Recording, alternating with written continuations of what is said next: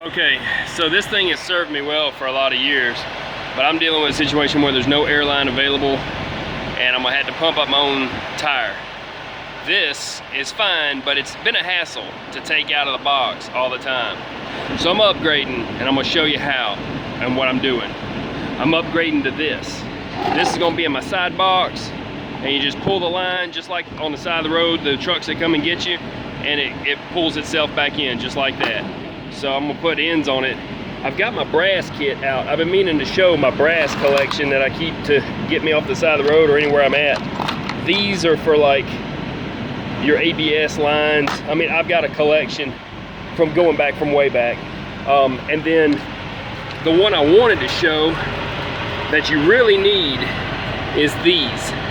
This will reduce down to the fitting that goes on your air compressor on your truck's air compressor, in case the line, the main line that goes, you know, it's not gonna be this color, but the inside of it is a really thin material. It just looks steel braided and strong, but it's weak, so they go bad. So you could actually hook this up to a regular airline and run it from here to the other end where your air tank is, from your compressor to your air tank, strap it to your frame, and you could get down the road and go and buy you a proper airline. But I've got reducers here. This is a brake chamber caging tool. I need to do another video on that, but this is, you can screw this into a brake chamber, pump it up with its own pressure, and as long as it'll hold.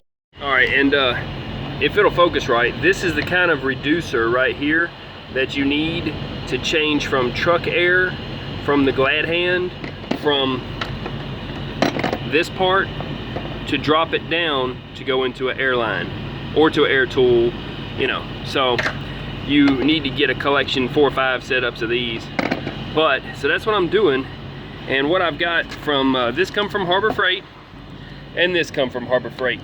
So I'm well covered on new brass, putting ends on, and I'm gonna put this end here on it because it's been a good chuck, and I'll just swap them out because I don't trust that chuck. So I was leery of using the one from Harbor Freight, but I didn't want to take the old one off, and I tried it. And that's why you don't want to use it. It blew the center right out of it. It's too much pressure. Anything over 35 pounds of pressure, don't trust them from Harbor Freight. So there's that. So here's my setup.